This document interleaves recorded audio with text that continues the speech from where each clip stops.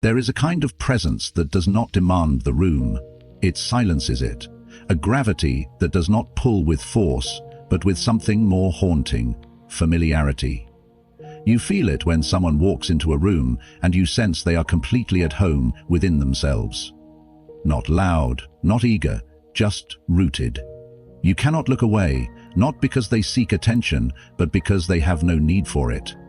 This is not the charm of the performer. It is the depth of someone who has gone to war with their soul and returned with truth. People obsess over those who carry something rare, not beauty, not power, but congruence. The alignment of presence, purpose, and peace. A man like that becomes unforgettable, not by force, but by contrast. In a world of fractured selves, he is whole. But here is the tragedy. Most never taste this power. They settle for manipulation, mimicry, masks.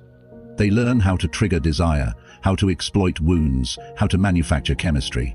And it works, for a while. But obsession born from manipulation always turns to dust. Because what you bait people with is what they stay for. And if the bait is a performance, you will become a prisoner of your own act. That is not magnetism. That is exhaustion with a smile on its face. So let me offer you something better. A roadmap to the kind of presence that lingers. A kind of inner clarity that does not beg for attention, but commands memory. This path does not require games. It requires courage. It does not ask you to seduce the world. It asks you to stop hiding from it. To become someone people obsess over, you must stop trying to be liked and become someone the soul recognizes. That journey begins not with learning how to attract others, but learning how to come home to yourself. Every man who seeks to be wanted begins with a question. What do they desire? And so begins the war against the self. He watches, he studies, he listens to the stories of women's longings.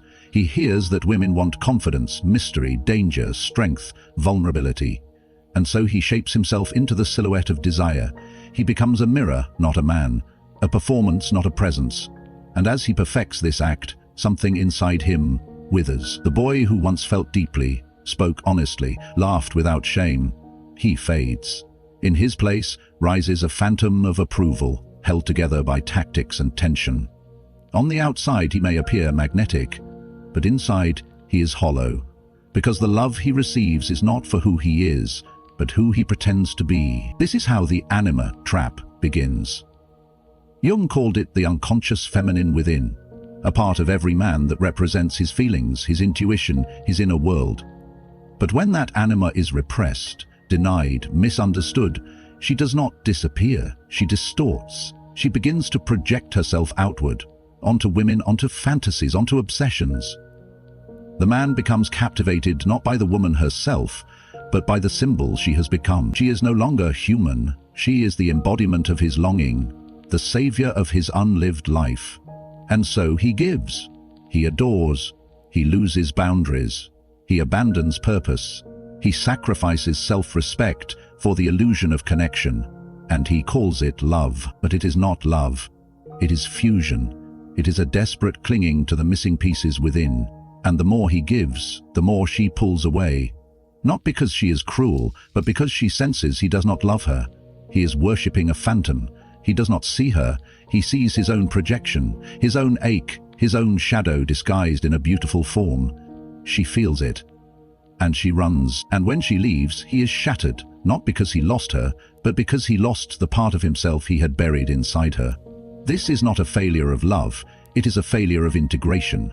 Until a man reclaims his anima, he will forever search for her in women. He will be addicted to the high of new attraction and terrified of intimacy. He will either chase women who trigger his fantasy or run from those who challenge his illusion. He will mistake obsession for passion and dependency for devotion. And worst of all, he will never truly be seen, because he has not yet seen himself. Carl Jung once said, "The encounter with the unconscious is a descent into the inner world, a meeting with the soul." For the man who seeks to become magnetic without manipulation, this descent is not optional, it is sacred.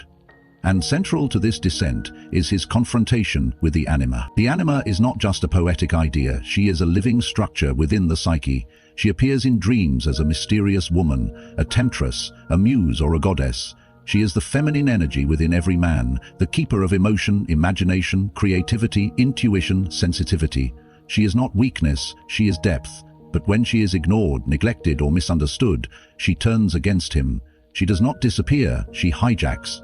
And like all repressed forces, she begins to shape the man from the shadows. When the anima is unconscious, she seeps into his relationships. He begins to search for her in every woman he meets, not realizing he is falling in love with the part of himself he never accepted.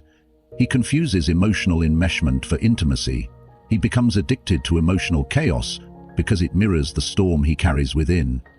He pursues women who awaken his fantasy, who trigger his ache, who make him feel alive, not realizing that what he's chasing is the lost poetry of his own soul. But when the anima is integrated, when she is welcomed, understood, and given a voice, the man becomes whole. His inner life comes alive. He no longer projects his wounds onto women. He no longer demands that someone else complete him. He becomes emotionally sovereign. He doesn't lose his masculinity, he deepens it. It is no longer brittle and performative.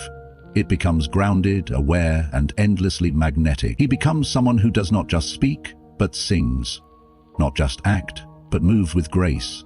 There is a soft fire in his presence that draws people in, not because he wants to be desired, but because he is fully himself. To understand the anima is to understand your own hunger for meaning, beauty, and connection. To integrate her is to stop mistaking your longing for love. And to live with her consciously is to live with a heart that no longer needs to be chased, because it already knows how to belong to itself. There comes a moment in every man's journey when the illusion begins to crack, the fantasy fades. The woman he once adored begins to reveal her humanness, her edges, her complexity. And if he is still trapped in the anima projection, he recoils, he feels betrayed, not because she changed, but because she was never the fantasy he created. And in that moment, he is given a gift, though it rarely feels like one. Disillusionment is sacred. It is the doorway to reality. It strips away the glittering veil and reveals the truth. You were never loving her. You are loving your own shadow wearing her face. That is a painful realization, but it is also the beginning of freedom. When a man withdraws his projection, when he calls his soul back from the altar of fantasy, something incredible happens. He sees clearly, not just her, himself. He sees where he abandoned his boundaries, where he distorted his truth, where he gave away his power for the thrill of temporary intimacy. He sees where his desire became dependency, where his presence turned to performance. And he stops. He stops chasing. He stops begging. He stops bending. Not out of bitterness, but clarity. He is no longer starving. He is no longer searching for pieces of himself in someone else's body. He reclaims his anima from the world and invites her to live within. He begins to listen to his own feelings, to dance with his own chaos, to befriend the storm that once terrified him. This man, the man who has walked through projection and chosen integration, becomes unshakable. His attraction no longer hinges on validation. His power does not depend on dominance. He does not seduce, he resonates. Women feel it, not as manipulation but as mystery, not as danger but as depth. And the ones who have done their own inner work will recognize him instantly, not as a fantasy, but as a mirror. This is not about becoming aloof or emotionally distant. It is about becoming emotionally clear. You no longer need to impress because you are impressed by your own wholeness. You no longer fear losing someone because you have already found the one person who matters most, yourself. From that place, love is no longer possession. It is communion. Obsession is no longer about control. It becomes awe. And attraction is no longer something you generate. It is something you embody. In the end, the question is not, how do I make them love me? It is, am I living in a way that makes love inevitable? Not love from others, but love from within. The kind of love that does not ask for permission to exist. The kind that is not triggered by attention, nor broken by absence. The kind that flows from knowing that you no longer have to perform your soul, only to live it. Because obsession is never really about appearance. It's about resonance. It's about what someone awakens in us, and whether we feel safe enough to follow that awakening.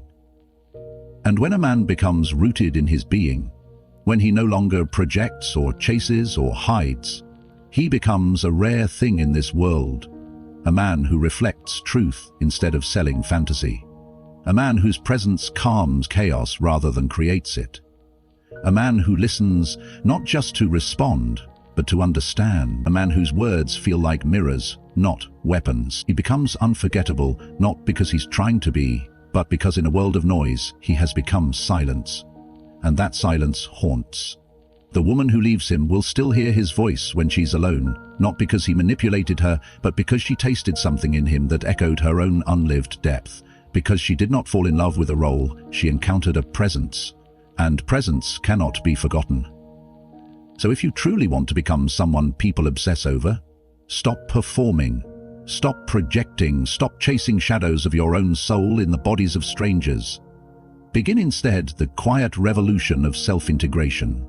Feel what you've been afraid to feel. Embrace the chaos you've tried to numb. Listen to the voice inside that whispers instead of screams. And honor the parts of you you've buried to be loved. Because when you finally become the man who no longer seeks approval, who no longer performs to be seen, who no longer fears his depth, you become the mirror that reveals others to themselves. And that is the most unforgettable thing of all. You do not have to lose yourself to be loved. You do not have to shrink to be safe. You do not have to twist or bend to be desired. The path to being remembered is not paved with performance. It is lined with remembrance of your wholeness, of your worth, of the sacred ground of your own soul. You only have to return to the one place you've been avoiding all along, yourself. And when you do, when you stand fully in who you are, without apology or disguise, the world won't just notice, it will feel you, it will pause, and it will remember.